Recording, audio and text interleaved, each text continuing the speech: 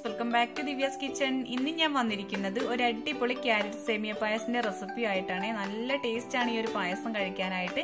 ഇതുവരെ ട്രൈ ചെയ്തിട്ടില്ലെങ്കിൽ തീർച്ചയായിട്ടും ഇന്നത്തെ വീഡിയോ കണ്ടിട്ടൊന്ന് ട്രൈ ചെയ്ത് നോക്കണം കേട്ടോ. എന്നിട്ട് ഫീഡ്ബാക്ക് അറിയിക്കാനും മറന്നു പോകരുത്. അപ്പോൾ എല്ലാവരും വീഡിയോ ഒന്ന് സ്കിപ്പ് ചെയ്യാതെ കണ്ടു നോക്കുക. അപ്പോൾ ആദ്യം തന്നെ ഞാനിവിടെ ഒരു പാൻ വെച്ച് കൊടുത്തിട്ടുണ്ട്. അതിലേക്ക് 2 ടേബിൾ സ്പൂൺ നെയ്യാണ് ഒഴിച്ചു കൊടുത്തിട്ടുള്ളത്. ഇനി ഈ നെയ്യിൽ കുറച്ച് കാഷ്നട്ടും കിസ്മിസും കൂടി ഒന്ന് വറുത്തെടുക്കാനുണ്ട്. അപ്പോൾ ഞാനിവിടെ ഒരു 10 കാഷ്നട്ട് ഇതുപോലെ ഒന്ന് പൊളിച്ചെടുത്തിട്ടുണ്ട്.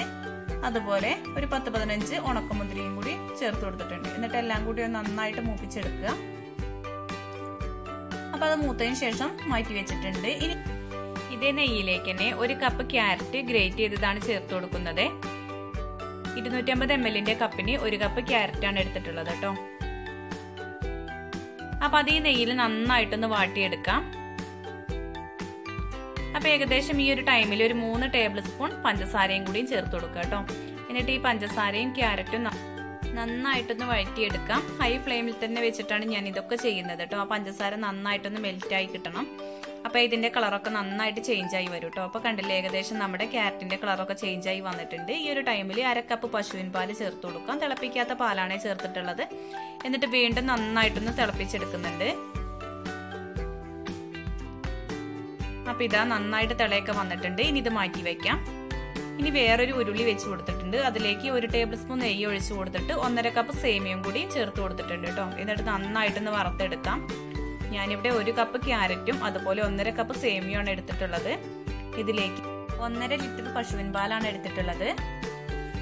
അപ്പൊ സേമിയൊക്കെ നന്നായിട്ട് മൂത്ത് കിട്ടിയിട്ടുണ്ട്. ഇനി ഇതിലേക്ക് നമ്മൾ നേരത്തെ മാറ്റി വെച്ചിരിക്കുന്ന പാലും കൂടി ചേർത്ത് കൊടുക്കാം. ഈ 1.5 ലിറ്റർ പാലിൽ നിന്നാണ് ഞാൻ നേരത്തെ 1/2 കപ്പ് പാല് നമ്മുടെ ക്യാരറ്റും പഞ്ചസാരയും മിക്സ് ചെയ്തതിലേക്ക് ചേർത്തിട്ടുള്ളത് കേട്ടോ. ബാക്കി പാലാണ് ഒഴിച്ചു കൊടുത്തിട്ടുള്ളത്. ഇതിലേക്ക് ഇനി 1 കപ്പ് വെള്ളം കൂടി ഞാൻ ചേർത്ത് കൊടുത്തിട്ടുണ്ട്. അത് കാണിക്കാൻ വിട്ടുപോയതാണ്. അപ്പൊ നല്ല കട്ടിയുള്ള പാലാണ് കേട്ടോ. അപ്പൊ അതുകൊണ്ട് 1 കപ്പ് വെള്ളവും കൂടിയും ചേർത്തിട്ട് നമ്മുടെ സേമിയ നന്നായിട്ട് വേവിച്ചെടുത്തിട്ടുണ്ട്. വെന്തതിന് ശേഷമാണ് നമ്മൾ 2 കപ്പ് പഞ്ചസാര ഇതിലേക്ക് ചേർത്ത് കൊടുത്തു. നല്ല മധുരം വേണമല്ലോ പായസത്തിന്. അപ്പൊ എത്രത്തോളം മധുരം വേണോ അത്രയും ചേർത്ത് കൊടുക്കാം.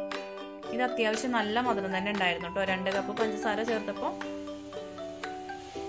അപ്പൊ ഈ പഞ്ചസാരയും സേമിയയും എല്ലാം നന്നായിട്ട് യോജിച്ചിട്ടുണ്ട്. ഈ ഒരു ടൈമിൽ നേരത്തെ നമ്മൾ മാറ്റി വെച്ചിരിക്കുന്ന പാലും പഞ്ചസാരയും അതുപോലെ ക്യാരറ്റും കൂടി ഇതിലേക്ക് ചേർത്ത് കൊടുക്കാം. അതുപോലെ ഒരു 3 ഏലക്കായ ചതച്ചെടുത്തതും കൂടിയും ചേർത്തിട്ടുണ്ട് കേട്ടോ. ഇനി വീണ്ടും നന്നായിട്ട് മിക്സ് ചെയ്തോണ്ടേ ഇരിക്കുക. എല്ലാം ഒന്ന് യോജിച്ച് വരട്ടെ. ഇപ്പൊ ഒരു മീഡിയം ഫ്ലെയിമിലാണ് ഞാൻ വെച്ചിട്ടുള്ളത്.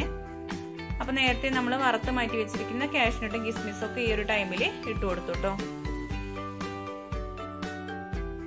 അപ്പൊ നമ്മുടെ പായസത്തിന്റെ കളറൊക്കെ മാറി കിട്ടിട്ടോ. കണ്ടില്ലേ, കാണാൻ തന്നെ നല്ല ഭംഗിയില്ലേ, കഴിക്കാനും അടിപൊളി ടേസ്റ്റ് ആണ്. അപ്പൊ ഇതുവരെ ട്രൈ ചെയ്തിട്ടില്ലെങ്കിൽ തീർച്ചയായിട്ടും നിങ്ങളൊന്ന് ട്രൈ ചെയ്ത് നോക്കണേ. ഇത് ഫ്രിഡ്ജിൽ വെച്ചിട്ട് തണുപ്പിച്ച് കഴിക്കുമ്പോൾ കൂടുതൽ ടേസ്റ്റ് ആണ് കേട്ടോ. കുട്ടികൾക്കൊക്കെ അങ്ങനെയായിരിക്കും ഒന്നുകൂടി ഇഷ്ടമുണ്ടാവുക. അപ്പൊ ഇത്രയേ ഉള്ളൂ, നമ്മുടെ ക്യാരറ്റ് സേമിയ പായസം ഇവിടെ റെഡി ആയിട്ടുണ്ട്.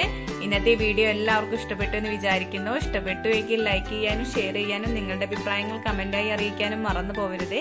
എന്റെ ഈ ചാനൽ ഇതുവരെ സബ്സ്ക്രൈബ് ചെയ്യാതെ ആരെങ്കിലും കാണുന്നുണ്ടെങ്കിൽ ഒന്ന് സബ്സ്ക്രൈബ് ചെയ്ത് സപ്പോർട്ട് ചെയ്യാനും മറന്നു പോകരുത്. Thank you.